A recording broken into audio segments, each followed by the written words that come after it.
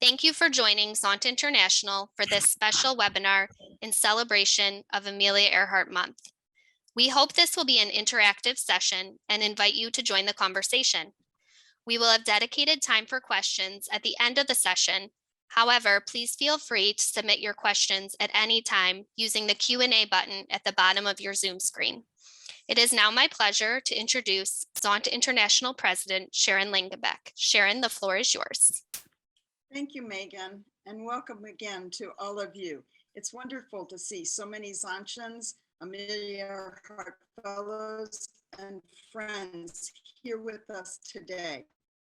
Amelia Earhart Month is a time when our global Zonta International community celebrates the trailblazing spirit of Zontian and famed aviator Amelia Earhart.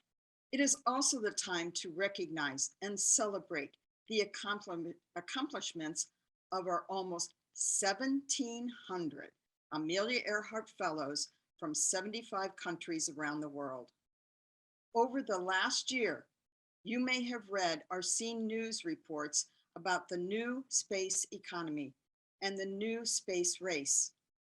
The money pouring into space travel and space exploration has impacts on science and research and unexpected benefits for all of us here on Earth.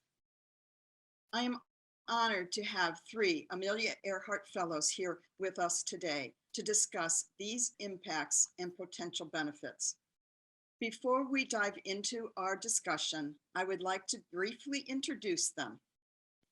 First, Dr. Makenzie Lystrup is a 2007 Amelia Earhart Fellow from the United States. She is currently the Vice President and General Manager of the Civil Space Strategic Business Unit at Ball Aerospace. Dr. Wendy Okolo is a 2012 Amelia Earhart Fellow from Nigeria. She is an aerospace engineering researcher in the Intelligent Systems Division at NASA Ames Research Center, where she serves as the Associate Project Manager on the multi-million-dollar system-wide safety project. And our third panelist is Dr. Daniela Pedrini. She is a 2013 and 2014 Amelia Earhart Fellow. Since 2016, she has been with Sitael, an Italian private company where she works on hollow cathodes for electric propulsion applications. Thank you all again for being here with us today and for lending your experience to this timely conversation. And I want to say that I have had the privilege of meeting in person Daniela and Wendy, and I look forward to the day when I can meet and talk to Makenzie in person. So now let's start with some of the questions that we have for our panelists. And Makenzie, I'd like you to answer this first one and then have Daniela and Wendy add to that. So we find ourselves in a new space race. As private companies drive down the costs of reaching space, the race to the moon in the 1960s drove leaps in aerospace technology, along with the innovations such as camera sensors for mobile phones, just to name one of many things that the advanced technology happened as a result of that space race. Do you think that the new space race has the same potential to drive innovation?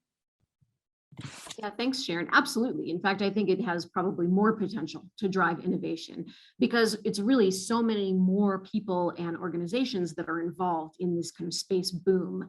You know, what I see as some of the critical benefits here is one, just the number of people who are getting involved in space innovation is so important. It's bringing in new voices. It's bringing in folks who have backgrounds in other areas outside of aerospace. So you have this real mix of new ideas and new players, and that helps us all think in different ways. So I think we are going to be looking at long-term benefits that outlast many of the small companies that are coming up, right? I mean, we're going to see consolidation. We're going to see, you know, the economy change and evolve over time. But the benefits are going to be long-term. And as I said, I think we're going to see more benefits than we did from the space race in the 1960s. You're on mute, Sharon. Yes. So thank you. The space race of the 60s was very much a government driven and very few companies. But yes, if you look at the list of companies now, there's many that touch space, even maybe not directly, but certainly in the expansive roles. So yes, thank you. So Wendy or Daniela? Yes, Yes. sure. I would like to say something. And first of all, thank you for having me. It's just always a pleasure to meet and see other Amelia Earhart Fellows, and I can see the chatter going on in the chat. So I'm so happy to be here. And in regards to the question, I do think the key word there is potential, right? There is so much potential to drive innovation, and there are vastly, a huge number of players in comparison to what was happening in the 60s. But it's a little tricky because the players are different, right? Industry and corporate is primarily driven by profit. And so when they work, and need to be innovative, they also have to protect themselves, and they want to protect their innovations and their trademarks and their patents. So unlike, the government organizations, NASA, who is driven by, sharing and doing all this research and putting it out there for the world to use and benefit from. So it is important to me that, that innovation that is happening is somehow, regulated for the benefit of all, right? Because if you think about it, the space race and everything that we do should really benefit humankind and not just one organization, one company, one country, or one entity. So we just kind of need to keep that in mind and ensure that we're regulating the innovation that comes as a result of the space race and sharing it with the world for the benefit of everyone. But there is potential. Yes, definitely, Wendy. Thank you. Daniela, Yeah. did you have anything? Yes, first of all, thank you obviously for inviting me together. I always am happy to join Zonta and Friends. And yes, I think that mainly the innovation will be linked to the two main future trends in the space economy, which are sustainability and digitalization. Because the digital innovation, I think it's one important aspect of the space economy to overcome the digital divide between area with different high and low connectivity. And this can be accomplished, for example, with the internet provided by satellite constellations, for example. But there are a lot of other fields in which we can expect innovation coming from the space sector. And we can have a confidence that we will find benefits for future generations because we have that experience from the 60s. And as Makenzie and Wendy were saying, this can be even more effective in bringing us some other potential benefits. There are a lot of examples that can be made. For example, we don't even think to what the impact of space economy in everyday life. But for example, space economy can help us in building efficiency, for example, to sustainable buildings. And other examples are agriculture and space weather. So there are a lot of fields in which space economy, I think, can bring us innovation in the future.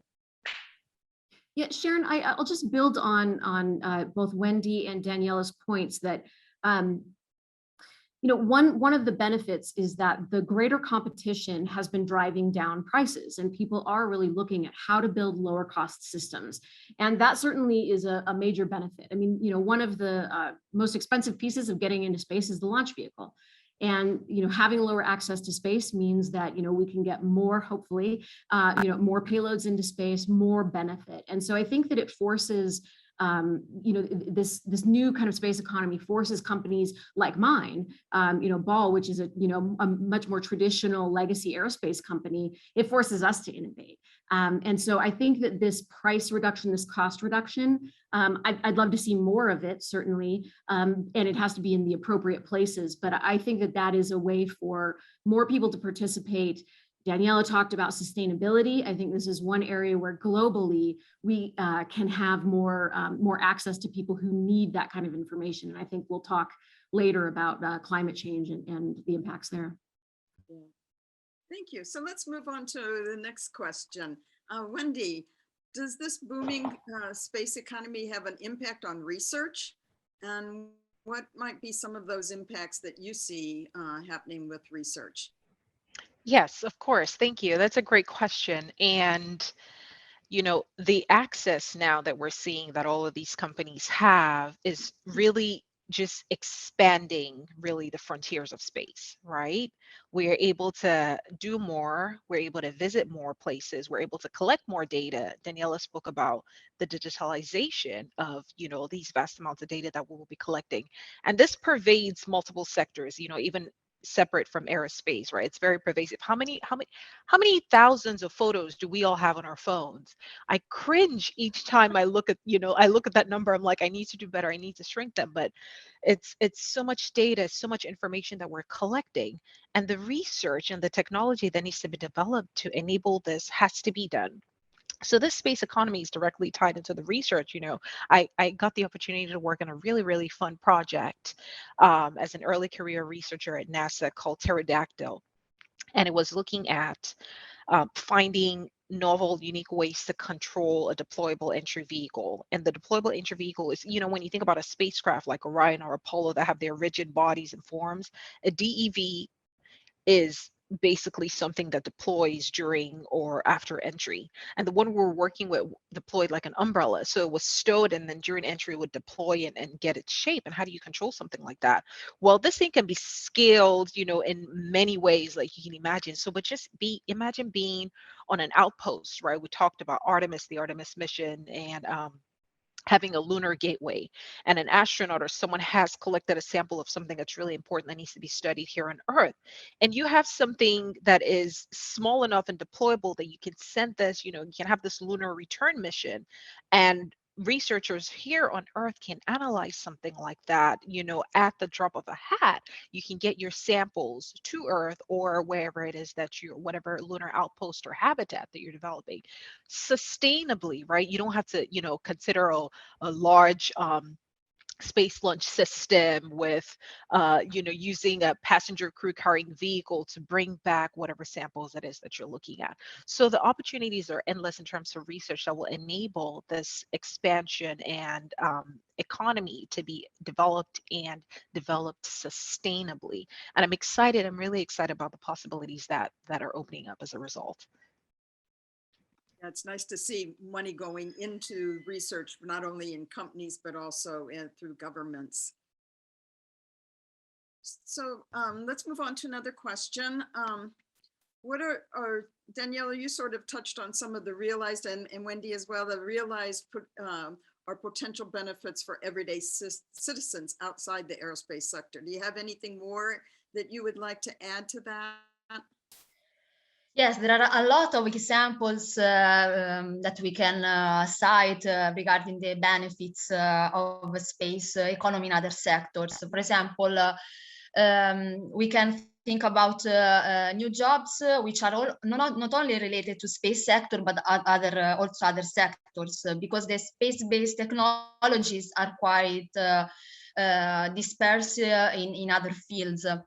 And we can think about efficiency. So I was the same thing I said before about the possibility to build sustainable buildings and also plants or for example, the renewable energies. We can use satellite observations to identify the best sites to have lower environmental impact, for example.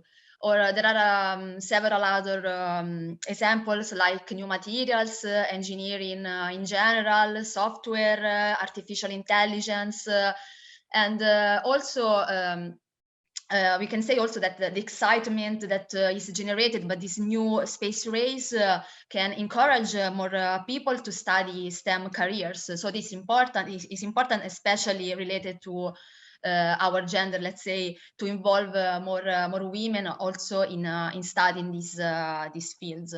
And another thing is that we should have more international vision to what we want to achieve with the space economy, and this can be helpful in the diplomacy between nations, because we know that space involves a lot of states, nations, and also we can think about protecting our planet from catastrophic events which need a joint effort. And yes, this is more or less what I was thinking about. So one of the things with, the use of technology from aerospace certainly comes to play with climate change around the world. So Makenzie, how do you see the aerospace technologies and applications helping to better understand climate change and its impact? It's something that every human being knows about or is learning personally about that. So how do you see that? Yeah, absolutely. I mean, I think that I'm looking forward to, I think, this era where we're moving away from just simply basic research from the earth science level and into more actionable intelligence, right? So really thinking about, actionable environmental intelligence that allows stakeholders and decision makers to make decisions at the local or global level, every level in between. So, we just a few examples. I mean, there are so many, right? But scientific instrumentation in space has come a long way. We have a satellite called GEMS over the Korean Peninsula that measures, takes hourly measurements of pollution constituents. It's a UV spectrometer. We will be launching one for NASA in January of 23. Does the same thing over North America. And, there was a paper in Nature back in February 2020 that at least in the United States, and I have to believe that this is true globally, that more than half of all air quality related deaths are not due to local pollution sources. They're due to sources that are elsewhere that get transported into a local area. So being able to map, to be able to monitor that transport is critical if you're going to hold anyone accountable for air quality. And it's a huge, killer of human beings around the world. So that's, an example where, yes, the basic research is important, but frankly, really what we need right now are applications that get important information into people's hands earlier. So many examples of, greenhouse gas emissions, methane, we're part of Methane Sat, which is funded by the Environmental Defense Fund, which is an NGO. It's actually the world's first satellite that is being launched by an independent non-governmental organization. So here you have an NGO that is independently funding a space mission to make global precision measurements of methane. And the reason they're doing that is because they need scientifically unassailable data in order to drive policy decisions, verification, enforcement. And their goal is to reduce methane emissions by 45% by 2030, reducing climate change by 0.5 degree C by 2050 and full degree C by 2021. Again, very, fast impact. It kind of goes on from there. I mean, we're looking at a fluorescence LiDAR system that would globally map ocean plastics, not just at the surface, but at the subsurface levels, being able to distinguish between different types of plastics and different sizes that need different mitigation and cleanup methods. So these space-based global measurements are really important. And again, we're, as we drive down the price, as we open up access to space, as we have more innovation, we can make this kind of information available to folks who would not normally have it. Countries that don't have a space agency and don't want a space agency, but they do need to be able to act on, critical climate change impacts now.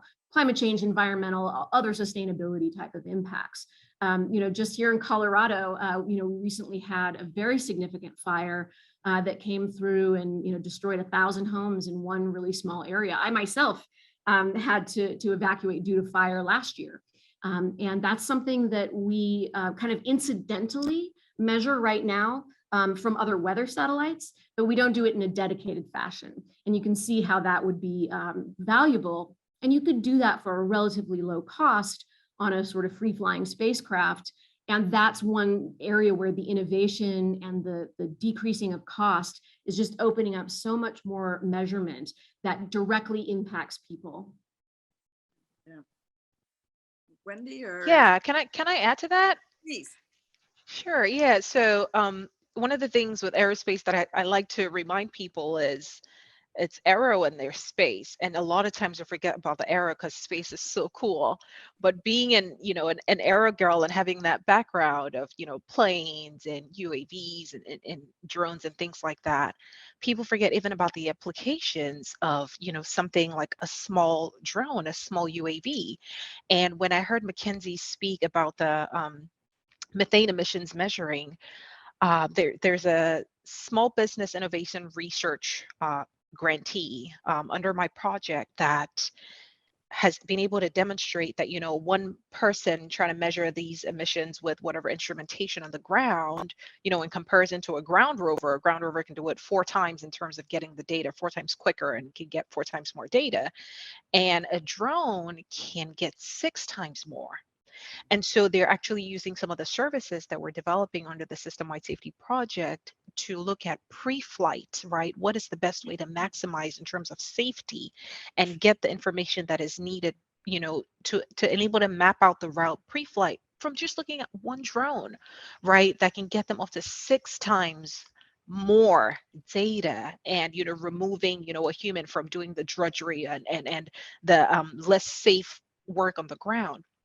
That's just one application, even from the aero side. And I like to bring these things up because there's a lot of low hanging fruit. When people think about aerospace and think about space technology that could benefit them, there's significantly low hanging fruit that people are working on the ground using something as small as a drone, right? And then we can scale up to like looking at satellites, right? Satellites have been used for, satellite technology has been used to help farmers in Uganda figure out what time is best to water their crops.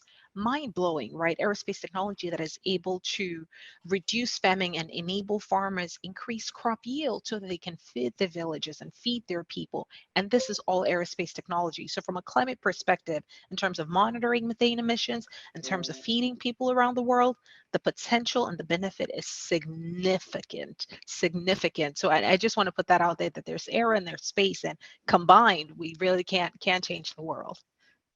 Yeah, we have to remember that the word aerospace didn't come into existence until the 1950s. Before it was aeronautical, and so Yeah. that word was coined. I believe it was 1957 when the word aerospace was coined, and that was as a result of Sputnik.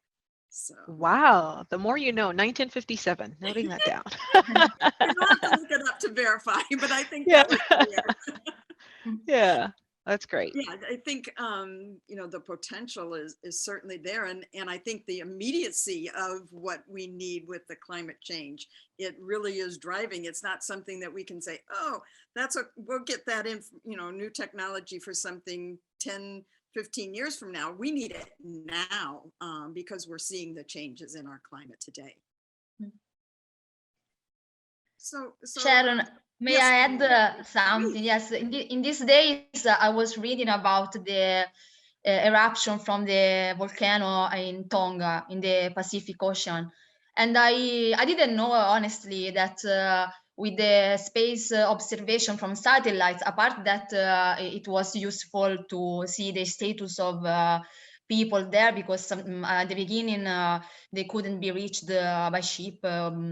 So it was important also for safety, from a safety perspective. But also, it was important to monitor the quantity of sulfur dioxide in the atmosphere, because this particular molecule can cool the climate for a short period when there are huge eruptions. So in this case, also space observations are useful to predict if there will be an effect on the climate in the future.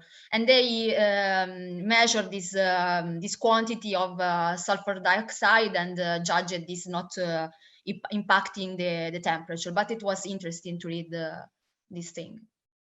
Yeah, another application to help the people there and the support that's needed for them. Yeah. So let's talk about now where you see women gaining ground, or do you see them gaining ground in the aerospace sector? And Wendy, why don't you give us your thoughts on this about women in the aerospace sector? Of course. So I think, from my very small bubble, it seems to me like we're gaining ground. I mean, look at the women on this panel, and I took a quick look at the chat and seeing all these names and all these people working in this industry honestly warms my heart. Sharon, you have no idea. I mean, we have a VP of Ball Aerospace here, and it seems like we're doing a lot and we're doing better. But then you go back and you read books like the Hidden Figures book. I mean, the movie was great, but you have to read that book. That book is phenomenal, right? And you understand that it seems like there were so many more. And what happened, right? I don't know, because it feels like, oh, we're doing a great job and there are, enough women, maybe 2 in 5, that's great. But it seems like there were so many more, and it seems like we're not doing enough. So that's also humbling, right? And when you kind of dig deep, I think we have the best of intentions. And when I say we, I mean the powers that be, right? But sometimes it's just checking a box, right? In terms of diversity and inclusion, and almost a lot of performative allyship. And when you ask, millions of dollars will be put into the mission, but will you put the money in recruiting and retaining and doing the work that needs to be done to enable the people that look like us come and stay in this environment? You have to put your money where your mouth is, right? If that is in having nursing rooms for mothers to return to work and lactate and express milk or do whatever, if that is in having maternity leave that is comparable to other nations, I mean, we're pretty behind, right? We could do better, and it's in having that support, that structure, that is no questions asked. This is what is happening. She needs this time. She's going to get this time, versus having to walk on eggshells to get the time off that we need. So women are gaining ground, but that structure is important. That structure is evident. I saw a cartoon character that showed, 3 women and 3 men about to run this race of like the workplace. I don't know if you've seen it, but for the 3 women, they had hurdles in front of them. And those hurdles were like laundry and cooking and baking and doing homework with the kids and figuring out who had a dentist appointment or a doctor's appointment and things like that. And then the men were free and they could go. And then we say that that's equality, but is it equitable? So I think that there is some work that can be done in terms of enabling that structure, the structure that allows women to succeed in these fields in this times that we're in, right? We just had a pandemic that was, we saw the numbers and how devastating and how difficult it was for women in the workplace and at home to have to juggle all they had to do and have to deal with the kids and have to also deliver at work. And we had women leaving the workforce at significantly record numbers, right? Just because they couldn't do it. So that structure, I think, is important. It's in place. We're doing well, but I think there's more to be done. I think there's more to be done. So Yeah. Makenzie, thank you, Wendy. So Sure. Makenzie, you're at a level that's fairly high. Where do you see it? Because Wendy is at NASA, and we know there's a culture at NASA. I'm certainly well aware of that from having worked at JPL. But from now a private sector, Makenzie, how do you see women in the aerospace? Are we gaining ground? Yeah. I mean, we see a really great cohort of very talented people coming in at the, early to, reaching mid-career level, right? Just the demographics are much better. They're more representative. And so we're seeing a much more diverse workforce there. And we've got amazing, talented women. And the place where I'm most concerned and where I see, I see it at a different level, right? Being an executive at an organization is really at the executive ranks and the upper management ranks. And this is really important because, I'm not going to name any names, but I will say, even in the last few years, I've seen a number of really disappointing leadership positions being filled by people who are same old guys who have been in, the business forever and have the same ideas that, that whole cohort has. So, it's still there. There are still real barriers. I think that, it's not enough to wait just for it to get better because there happen to be more people. I'd like to see more action. you know, I think for leaders at my level, we have the ability to have really strong impacts on the careers of individuals. So, you know, I try to focus some of my time there, and I encourage leaders to do that, to really focus on championing people and, you know, not just mentoring them, but actually, you know, changing the demographics of upper leadership. So that's something that I try to pay real attention to. But at the highest levels, at the sort of, you know, whether it's government or industry or NGOs, you know, look at the directors, the president, the executive level, and it doesn't look so good. Even companies that are led by women, if you look down in the other ranks that are just below them, it doesn't look so good. So I think this is a real issue, and it will prevent other women from rising up, because it just perpetuates kind of that kind of yeah, you know, old boys club. Even if it's not intentional, it's still there. And I see that, you know, I think organizations can, you know, outside organizations, I think that there are things that they can do to help this. I mean, I think, you know, promoting women across lots of organizations, but promoting women for highly visible awards, not just awards for women, but highly visible awards, really visible speaking and thought leadership engagements, you know, in a way, kind of doing a PR service to leaders in aerospace writ large, again, across all the sectors. You know, our individual organizations may or may not do that.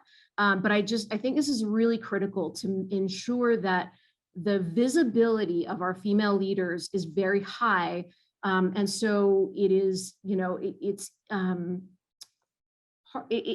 sort of harder for people to say, well, you know, we hired this guy because there aren't enough qualified women. It's just not true. There are a lot of really qualified women. And again, you know, the last, you know, however many years, you just see appointments being made or hires being made, and you think, man, there are a lot of more talented women that could have taken that role. So I feel pretty passionately about that, that, you know, we need to have our women in Aero be technical thought leaders and be also business thought leaders, financial thought leaders, because that's also where a lot of the executive ranks end up pulling from.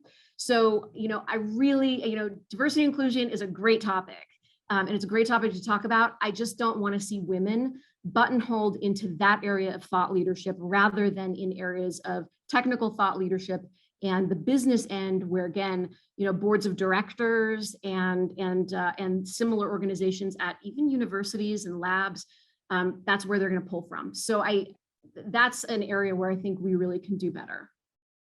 Yeah. So one of the, you know, let's turn Daniela. So programs like the Amelia Earhart Fellowship, and you're a member of Zonta.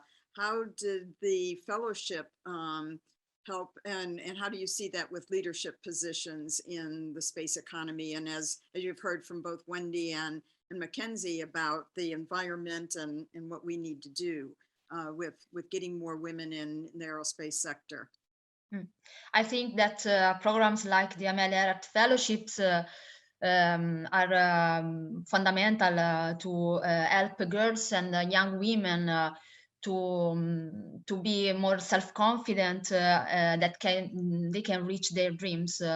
Also, in my experience, it gave me a lot of self-confidence, and giving me also the opportunity to improve my research activities. I think that this kind of programs are, of course, important to support the study of girls and young women. And the point is always, I think, the education, because sometimes girls don't imagine how it is to work in space. For example, they don't know which is exactly the work of a space engineer. So I think that they need some role models to understand that space and other technical subjects are open to everyone, and there are no differences between men and women, to to study a specific topic. And also we can be a role model to understand that a woman can be successful both in the professional and personal life. And I know that United Nations has established a program which is Women for Space, and that was focused on sharing the experience of other women to give an example to girls. Also because the small percentage of women for example, in our sector, in space sector, is also tied with a lack of supply of these students, because they don't approach this kind of topics and subjects. So I think that a great thing can be achieved by education and sharing experience of people that succeeded. Wendy or Makenzie, any comments about the AE Fellowship? Yeah, I agree with Daniela in that the AE Fellowship really, that confidence, you can't put a price on it. The confidence that I'm sure all of us felt when we first were notified we got that Amelia Earhart Fellowship was like, oh, my work matters. That's really what it was for me. It's like, oh, my research is just as important as that white guy at MIT, right? My work matters and these people think it's valid. And so it's very important. And to Mackenzie's point about that visibility, right? It's very important that women that are awarded or in certain positions are visible. Sometimes you may not have to do much, but just be present and just be visible. When I got the Amelia Earhart Fellowship and a number of other fellowships that year in 2012, I think it was Amelia Earhart and one or two others, the chair of my department sent an email, and he would always send an email like lauding my every wins to the entire department. And I'd cringe, because I'm like, I didn't want people to know, and I didn't want to be hearing the congratulations, but I've gotten over that now. And he sent an email to, to the department, and people talked about it. And Monica, I don't know if you remember Monica Hu Yao Yu. I was a TA at the time, and she was there in 2017. That was where she heard about the Amelia Earhart Fellowship for the first time. She didn't know anything about it. She just knew Wendy, who was a PhD student and was her TA, and she was an undergraduate at the time, got it. And she became a PhD student at Stanford University and applied. And she credited that to me, and just the awareness that it brings when you have people in such positions that are visible to the world. What that does for other young women and girls around the world is important. And so as a result of that is why I became visible on my social media. I'm very visible. I post opportunities as I find them, particularly on Instagram. I post opportunities about scholarships, fellowships. Amelia Earhart, I posted this and just shared out there. So at least you see it and people can see and follow there and interact with me to some extent with all the copious amounts of free time that I have. But so I think it's important that we're visible, and the Amelia Earhart Fellowship definitely makes a difference. It made a huge difference for me in that confidence and ability to bring my full self to my research and know that my work mattered. Just from a pragmatic standpoint, I needed the money. I mean, honestly, I agree with everything that's been said, but I'm a first generation college student. I came from no money at all. I had nothing. And I, kind of scraped up what I had to sort of get to the point where I am now. And that made it, it was part of making it possible. Obviously we're in graduate school, you get paid for your research, you get paid for, it's different, and we're lucky in technical fields that, graduate school is easier. But I mean, I was living in London, right, at the time, and a very expensive place to live. And that experience was so important for me in my own growth. But honestly, I mean, for people who don't have a lot of resources, the money is part of the importance from just a pragmatic standpoint. Yeah, I share that too. So, so how yours was for at the time 2007? Was it 10,000 at that point, or was it less? I think it was 10,000 at that point. That was just about the point where we moved it up to the 10,000. Yeah. So I think I believe there's some questions that have come through the chat. I want to thank the panelists for answering these questions with your insights and experience. So Megan, did you get some questions that our panelists can answer? Yeah, we did. So lots of activity in the chat, and I saw, that you've all been following along a little bit as well.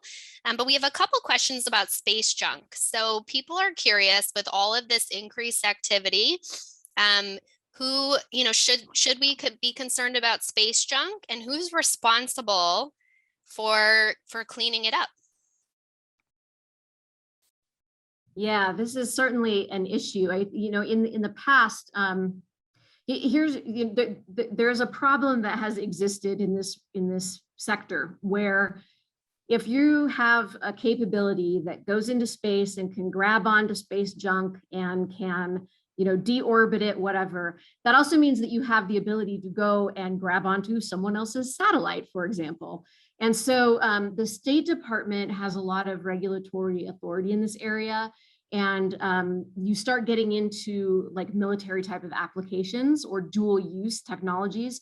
So that's one reason I think that it's been really difficult for people to make a strong business case. There is progress there, right? There are companies that seem to be sort of breaking through that.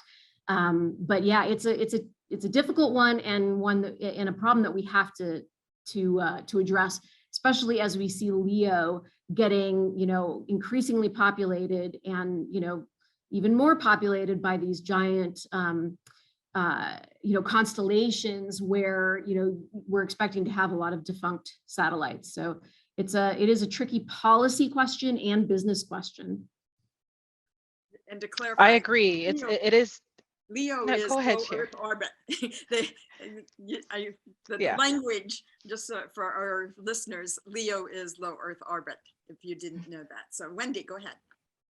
Yeah, so no, I was just going to tack onto that it is an interesting policy problem as well, because the Outer Space Treaty that was, created in, I don't know if it was 67 or sometime in the 60s, hasn't been updated. So in terms of that question of who's responsible, do you clean up after yourself? Is there a regulatory body that comes in and cleans? Do you get a limit of 5 space junk per year? I think that's where that space law and policy needs to come in, because we as the researchers, that's not particularly what we're focused on. But the regulatory piece is very important. In 1967, it was a different time. I keep saying that now the players are different, they're more, and they are driven by something else, right? It's not just exploring for the nation, but there are so many potential opportunities and possibilities that could drive a lot there. So there are more players there, there's more junk, and the law, the policy needs to be updated. So there needs to be a new space treaty that at least addresses this. Great. I agree with Makenzie and Wendy, and I remember that one of my projects for the space systems subject at the university was to devise mechanisms to remove space debris. And of course, there are a lot of possibilities to remove those debris. But the point is the responsibility of doing this. And for example, I know that in recent period, some satellites in LEO have the orbit strategy. So the thruster at the end of the life of the satellite will be used to deorbit the satellite to let it burn in the atmosphere. So in that case, the same manufacturer of the satellite also provide the means for wasting at the end for the disposal at the end of the operation. Great. Thank you all. It's a big question. What role can the space economy play in increasing science literacy?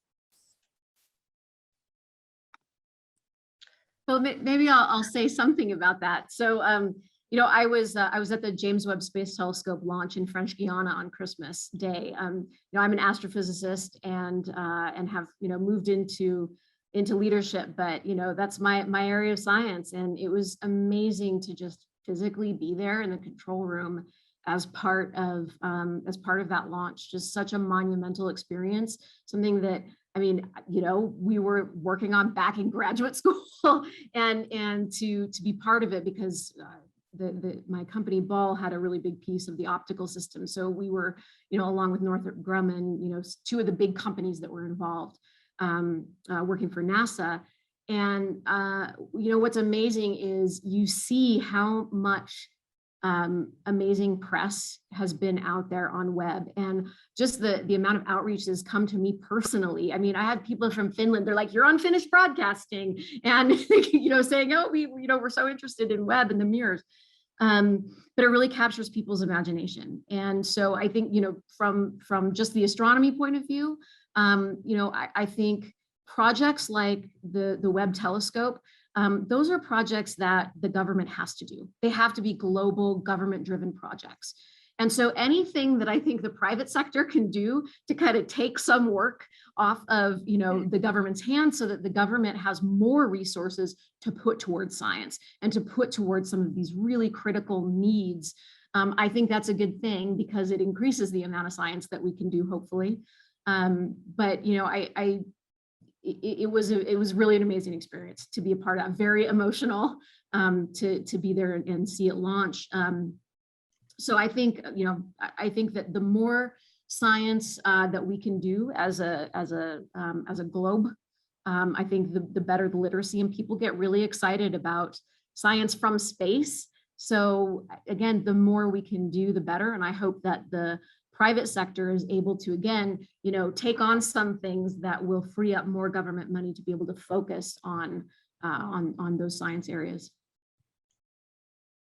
Yeah, I agree. And in addition to the science literacy, the space economy is releasing a whole new class of new age journalists and science communicators that are using every, I mean, outlet and platform available to communicate their excitement. I mean, I've seen TikTok videos. I don't even have a TikTok. I don't know how that works, but I've seen TikTok videos that are posted on other sites of science communicators, students, you know, in grad school, and young interns and people that have been invited to come and cover some like NASA missions or rocket launches. I mean, there was more of that going on before the pandemic, but that is garnering excitement in ways that, you know, I couldn't have imagined, because now it's transitioning from the standard, you know, journalist that has some sort of privilege to be able to access and see a rocket launch to a 16-year-old student that has a huge following and the ability to impact people on YouTube,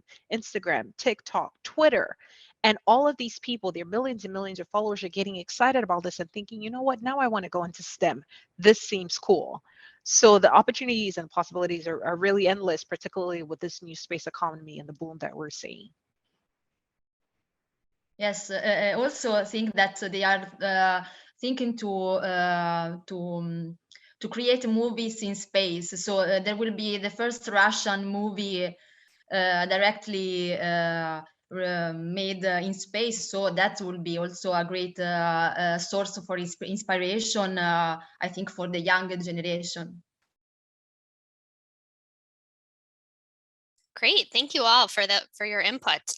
Daniela, I have a question specifically for you from one of your fellow Zonta members in Italy. Yes. She asked if you could talk a little bit about the priorities of the European Space Agency, and how does this impact women in aerospace in Europe in particular? Thank you for this question. Yes, European Space Agency has defined some guidelines, some priorities for the 2025, because the 2025 will be the 50th year of founding of the European Space Agency, which was founded on 1975. And one of the topic is focusing on the gender balance. So this is interesting for us because ESA wants to rely on diversity. And one of the point is to involve more women, because they are today the percentage is still about 22% of the workforce, and this is compliant to the one of the Sustainable Development Goals defined by the Agenda of the United Nations 2030. And another thing is the transition towards the green economy and sustainable development that we were talking before. And another point is to improve the relationship between European Union and ESA, to collaborate much closer and to define a strategy which is common for the agency and the European Commission. And another thing, apart from all the programs that they are developing, also a particular focus will be dedicated to the safety and security aspects to protect the countries and using the space technology. So those are more or less the main goals to reach in the near future. Very interesting. Thank you. I think we have time for one more question, and it touches a little bit on some of the things you've talked about, but what benefits does a space economy have that have the potential to particularly impact women and girls, to empower women and girls? Are there benefits that you can think of specifically for women and girls in this new space economy? But I think if I can start, one aspect is this kind of new companies, new enterprises, which are a little bit different between the traditional stakeholders. And I think that in this period, there are a lot of startups which are founded by women. So women are still a small percentage in the workforce, in the global workforce, but they are making success in high position for the new space economy from what I read so far. So we can say that it's sometimes it's easier to create your own job at high position, because in this new space economy, companies can be also let's say smaller or startups that are often owned by women. I don't know what the other panelists think about this. Yeah, sure. I agree. I think the new space economy is opening up opportunities that are varied, right, in comparison to what we had in the past, where women had to be on site at a center, physically, working in a wind tunnel or working as a computer, working very closely with people. But now the needs that we have for this new space economy in terms of artificial intelligence, data-driven methods, machine learning tools, and these new startups and all these pieces that are working together to enable and foster this economy is requiring a varied set of skills, where women and girls now have more flexibility in their hours, the kind of work that they can do, and working on a computer versus having to be physically at a center that they may not want to be. It's one of the reasons I went into aerospace. I was stuck between aerospace and mechanical just seemed like grunt work. I was like, oh, I don't want to do that. Aerospace is cool, right? And I have the opportunity to work on a computer. I've been able to do this since I was a graduate student, work on a computer from anywhere in the world and get my work done. And so there are a lot of opportunities for young women and for girls in this industry. And I hope we all start to take advantage of that. Yeah, and I would say in a maybe less direct way, I think that the amount of environmental information and actionable intelligence, anything that we can do to improve the life of women and girls around the world is just such an important thing. So I'm hoping that that this is going to really help us push forward adaptation and mitigation to climate change that will improve the lives of women and girls.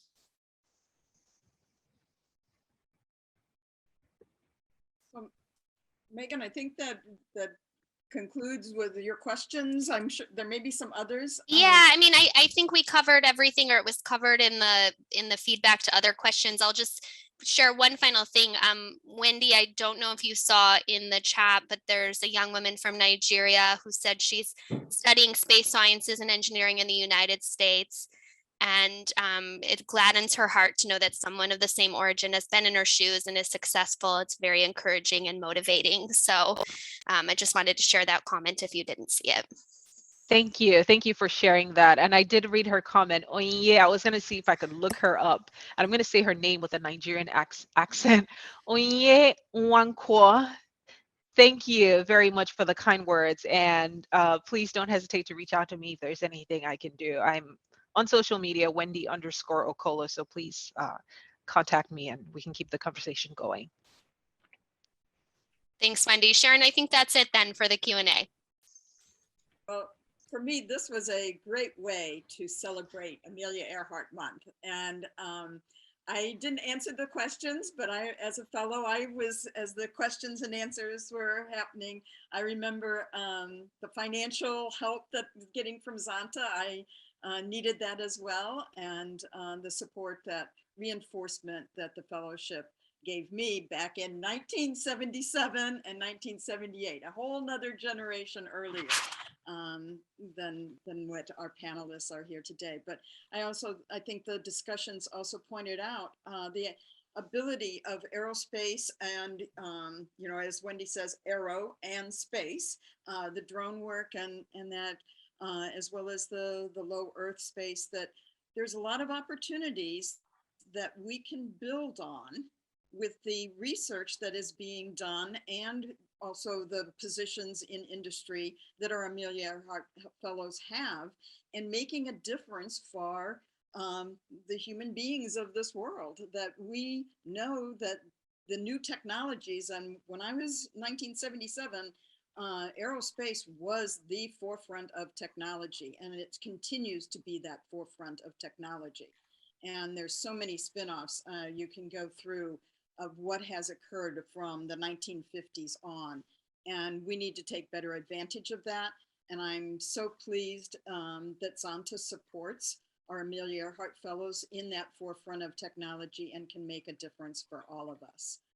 So I want to again thank Makenzie, Wendy, and Daniela, excuse me, for joining us today and sharing your information about the new space economy. And I want to share with the Zonta members that on behalf of all AE Fellows, thank you to our Zonta members for contributing to the Amelia Earhart Fellowship Fund. And now is an opportunity to make a contribution at zonta.org/donate to continue to support our Amelia Earhart programs.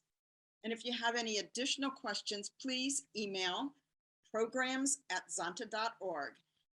And we will be sharing the recording of today's session on our international website, Zonta International website.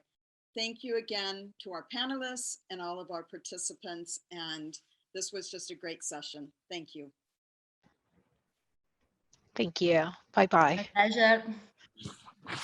Bye-bye.